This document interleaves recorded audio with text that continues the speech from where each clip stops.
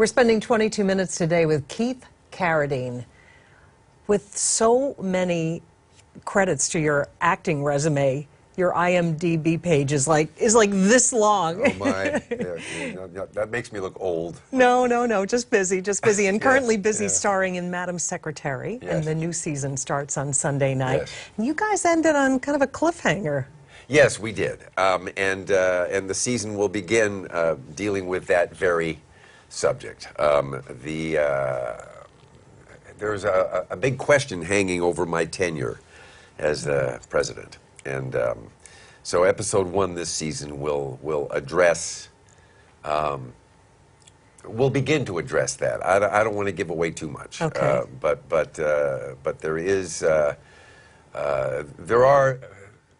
movement afoot which could seriously jeopardize my tenure. Okay, that's vague enough not to give away anything. Yes. But you offered the Veep slot to Madam Secretary. Are we going to find out on Sunday night if she's going to accept, or is that something that's going to be teased out over the course of the show? You know, I'm trying to remember now. No, she's giving serious consideration. I mean, you know, we ended the season by my asking her if she wanted to take that slot. Right. And she's seriously considering it. But the interesting thing about this show is that it incorporates, in a very tapped-in way, real geopolitical events. Mm-hmm. And you know, Barbara Hall and her team of writers have an uncanny ability to sort of tap into the geopolitical as well as the national political zeitgeist and find stories that are, you know, in sync with what's actually happening in the world. So because of the fact that world events don't cease just because there is a political process taking place or because there's an election taking place, stuff still happens. Right. And because of that, while you know, Taya's character is considering you know, maybe ceasing to be the Secretary of State and becoming Vice President of the United States, stuff's happening. Right. And all of that has an effect on how these decisions get made and what decision gets made. So you will see a lot of that taking place in the season premiere. Yeah, it is really one of these ripped from the headline shows, to coin a phrase. Amazingly so. I'm constantly impressed at how they seem to. Yeah, I'm wondering if Barbara Hall might be in league with the devil a little bit, because she seems to get a handle on things that are happening in the world, and somehow we will do a show that the story of which centers around a subject like that, and somehow, uncannily, by the time the show that we have filmed actually airs, which could be 4 to 6 weeks after we film it, right, the air date seems to coincide with that very thing happening in the world or happening in Washington. Right. And it's kind of amazing. That's got to be great for the ratings. And in fact, you know, on that topic, Hillary Clinton had this quote. She said it had good, quasi-realistic storylines. Well, I take that as high praise from Secretary. I don't think there's any quasi about it, but yeah. but okay. Yeah.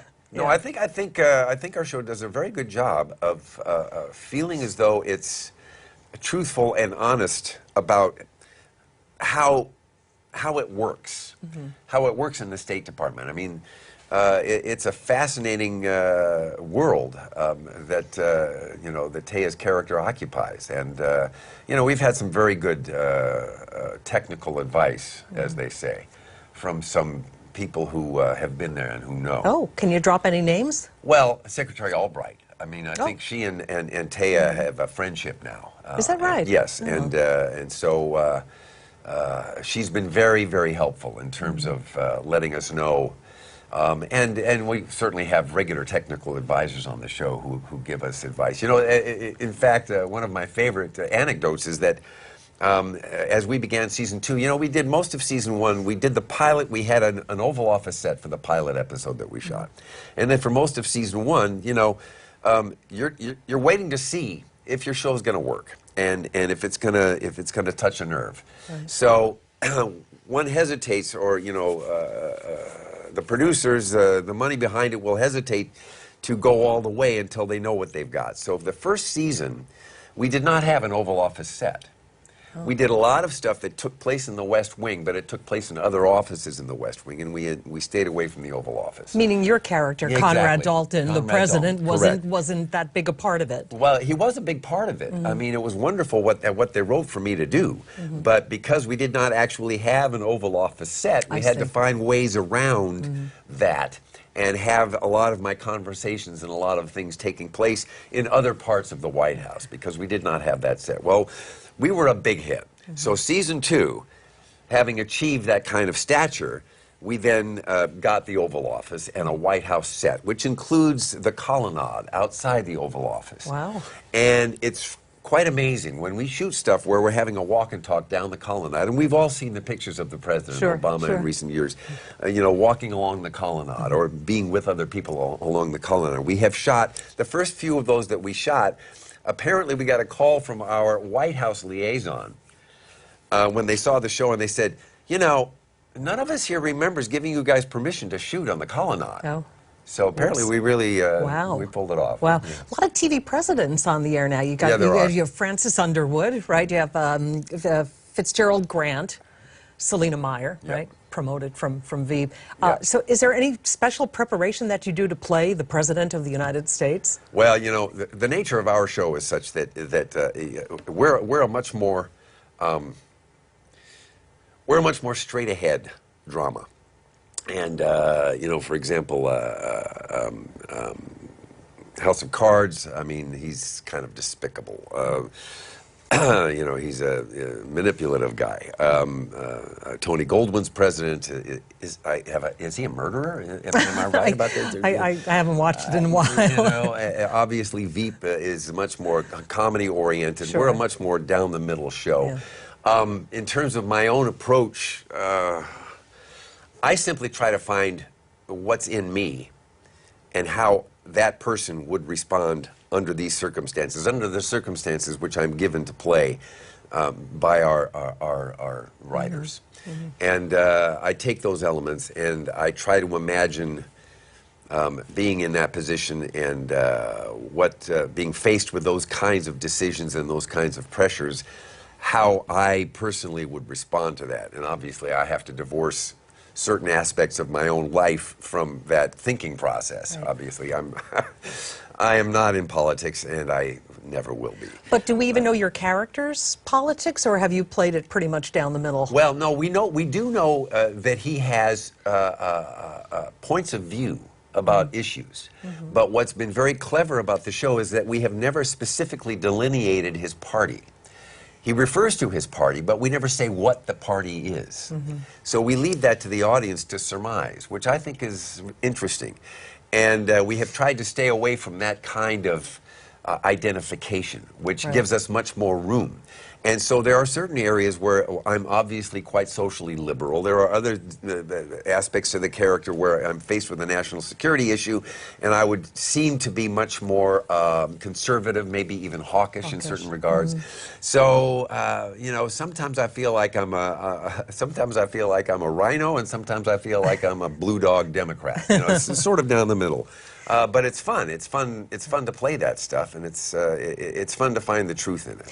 Now, Morgan Freeman, obviously in affiliation with it, he plays the Supreme Court Justice. He's directed, I believe he's directing the first episode Morgan of came the in new and directed season? the first episode of this new season. He also directed the first episode last season. And he's not president on the show. And how did that happen? Well, I'm grateful for that.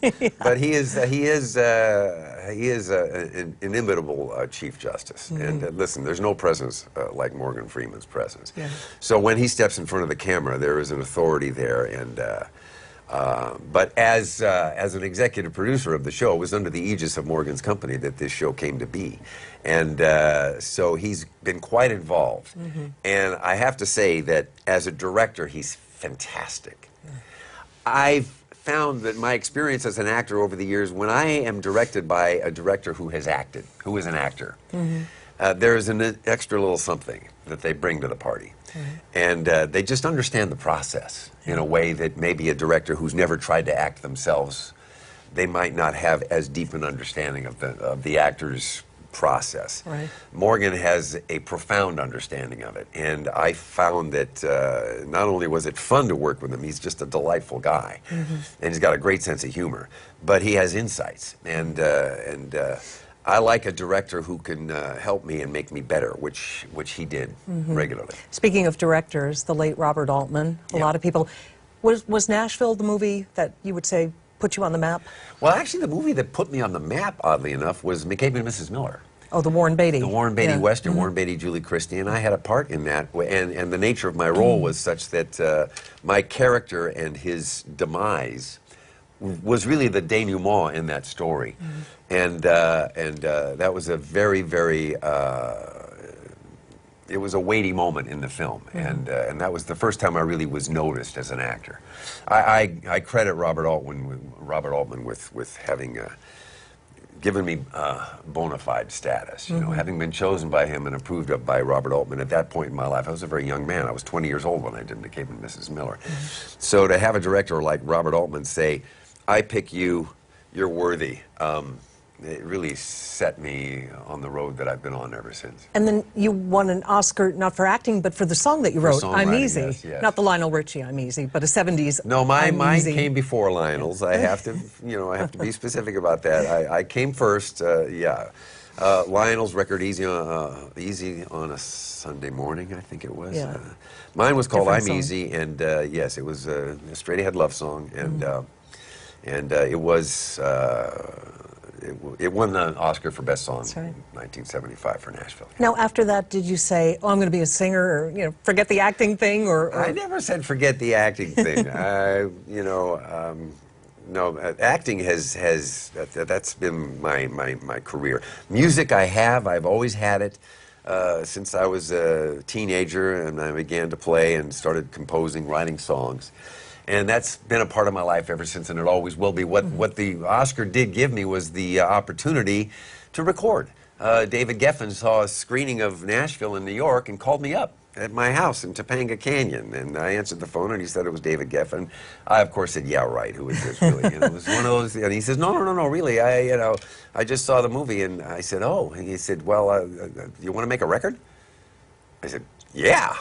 And so that gave me the chance to go in and record. And I cut 2 albums on the Asylum label. And it was a wonderful moment in my life. But making it stick as a pop singer, that's a tough one. It's a tough thing. And that's a youth game, really. I still write. I still sing. I still do all of that. And it'll always be a part of my life. And every chance I get, I play music with friends. And I even gigged here in New York a few years ago. I played a gig at Joe's Pub. And, oh, fun. Yeah, so that's a part of my life, but really the acting has dominated. Yeah, so you played music, played Cowboys, right? Yeah, I like to play Cowboys. Do you like that? Is that would Well, you say that's your favorite genre, or no, not necessarily? Not necessarily my favorite, but I do love it. And we don't get to do that much anymore, the Western genre. Although apparently this reboot of the Magnificent Seven is a big hit. Yeah. Hallelujah, that's great. Yeah. I happen to be a decent horseman. I like being outdoors. I like to spend a day doing that. I like to, it's just a wonderful place to be. And ordinarily Westerns are shot in those parts of our country that, where you have amazing geography, these fabulous kind of classic vistas, and just to be outdoors and then to be on a horse a good part of the time, that's okay with me. I don't mind that. Yeah, I would think that would be fun. And you were in Cowboys and Aliens. I was. Now, I love that movie. I did too. I did. I took my little boy to see it, and he thought it was the greatest thing in the world. Well, how could that be bad for a boy to watch Cowboys and Aliens? And we had a really good time doing it, I have to say. Jon Favreau knows what he's doing. He's a wonderful director, and it was a huge production, obviously, and with the likes of Harrison Ford and Daniel Craig. Daniel Craig. I mean, it was an amazing cast, and we had a really good time. We were in Santa Fe, New Mexico, and I was there for a couple of months working on that. Is it true that they said, okay, we'll make a Cowboys movie, but only if you throw some aliens in there? Well, it came from a graphic novel. Okay. So there was a reason why that mashup existed. And but I do think that for a major studio to put the money behind something like that, a Western these days. At that point in time, I think that they felt a little bit more secure throwing in this kind of sci-fi element Right. to attract that part of the audience. You know, however, here we have. You know, Magnificent Seven, and there's none of that, and it's a big hit, so there you go. And Deadwood was a big hit, too, and you played Wild Bill. I did. Was that mustache real? Yes, it was. It really was? Yes, I actually had time to grow that one. I didn't have time to How grow long it for did the it pilot. take? You know what? long. That mustache is an 8-week mustache. Okay. To get it full on to where it's you know, presentable. That's like better than a Sam Elliott mustache. Well, that's it's a long hard mustache. to compete with Sam. He's got a heck of a mustache. You know, Sam and Tom Selleck. You know, they're at the top of the mustache ladder, I suppose. Yeah. No, but I did have time to grow the mustache for that, which was important to me. It's really hard when you have to glue one on. It's distracting, and you can't really behave naturally. You're always aware of this thing that's kind of keeping your upper lip from moving, you know, and it's kind of hard to forget about. And I did have to glue one on for the pilot, but fortunately, it was a good 6 months between the pilot and when we went into production on the series, and I then had time to grow my own mustache. People, when they hear Carradine, they think of your late father, your late brother, an acting dynasty. As it were. How much did their being in the acting business influence your decision to be an actor? Well, it had everything to do with it. I mean, listen, I had certain inclinations as I came of age, and I had certain gifts, I suppose, talents, whatever. There were things that I could do, and obviously, you know, acting is a craft. It's not unlike a lot of crafts, and it's not uncommon for a guy who's a carpenter who have a son to have children who decide to be carpenters or go into the same line of work, and that was certainly the case in my family. Not all of us have made that choice, but you know, David, being the oldest, he made that choice, and he made a mark. You know, he was an extraordinarily gifted performer, and by the time I was graduating from high school and beginning college, it was apparent to me that that was where I was going to go. And it seemed to be the one thing I could choose to do as a profession, where I could incorporate all of the things in which I was interested, you know, music, art, literature, and all of those things are part and parcel of the craft. And I remember when I told my father that I'd made the decision that I was going to go into the profession, he said, well, my advice is get yourself a good liberal arts education, major in English literature. Those are the tools you're going to be working with. And if you can think of something else to do, do that instead. But if you can't, well, what can I say? It's in your blood. Was that the same advice that you gave your daughter, Martha Plimpton? You know, there was no advising Martha. Martha is a force of nature, and she was a performer from the time she was 4 years old. Yeah. It was patently obvious that that was what she was going to be, that was who she is. Yeah. And I could not be prouder of my firstborn child. You got to act with her on Raising Hope? Yes, finally. On Raising Hope, it was on the last season. And I think they all had a suspicion that that might be the end of the line for them. And Martha was comfortable enough by that time to invite me to come and play with her. And I've been waiting a long time for that. To do that. Yeah. You know, I've had fantasies throughout her life as a performer of being able to work with her perhaps in a play or in some capacity, because I just think she's brilliant. And as I would suspect, as I thought would happen, when I got on the set with her, she taught me stuff. Really? Oh, yeah. I mean, we parents, you know, if we're lucky, we learn from our children. And that's no exception. She's brilliant, and she's an extraordinarily gifted performer, and I knew I'd learn something if I got to hang with her in that way. Was your character on that episode Colt Palomino? Yes. Is that the best cowboy name ever? I don't know. It's I don't know pretty good. Who the character was, yeah, but that's got to be. I mean, having done as many westerns as I have, and to have the chance to really kind of parody the whole genre. Right. And especially to look at the life of a Western performer, actor, who is an abject failure. And, you know, it was just a lot of fun. Yeah, It was a lot of fun. The only thing I got to still be good at was my horsemanship, and so I was able to make use of that. So you talked about how you got into acting. Before that, is it true you wanted to be a forest ranger? It's true. You know, when I was in high school and we were all faced with having to look at colleges, apply to colleges, where are you going to go to college? And at that point in my life, I was a senior in high school, and I had fallen deeply in love with the outdoors. And I was spending a lot of time backpacking, spending a lot of time in the backcountry, in nature, and I found it exhilarating to be in that place. And to this day, it's one of my favorite places to be. Any place where nature has not been dominated by humans. I find incredibly rejuvenating to spend time in those places. So at that point as a senior in high school, I thought, well, you know what I'd really like to do is, I'd love to sit in the woods and maybe sit up in a fire tower and watch for fires and play my guitar and write songs. And so I thought, oh, okay, I'll be a forest ranger. I was an idiot. I was, you know, I was a very young person. And I applied as a forestry major to a number of schools, and I got accepted to one of the better schools, which is Colorado State University in Fort Collins, Colorado. And they accepted me, and I made plans to go, and I got the lineup of the curriculum for what a forestry major would be studying, and it was all science. Ecology and science, and I thought, no, wait a second, this isn't what I want to do. Yeah. I just want to be in the woods. So I realized, listen, as Robert Altman would say, sometimes you just got to giggle and give in. So I giggled and gave in, and I changed my major to English literature. And there I was at an Aggie school in Fort Collins, Colorado, studying English literature, and got into the fall theater production when they were doing Henri's Beckett. And I was a big fan of the movie with Richard Burton and Peter O'Toole, so I went and auditioned, and I actually got the part. I got the Peter O'Toole part of King Henry II. So here I was, 19 years old in Fort Collins, Colorado, strutting about on the stage, pretending to be the King of England. It was great fun. I wish there was such a thing as video of that, because I'm sure it would be hilarious. But that was really the beginning of my real total commitment to this.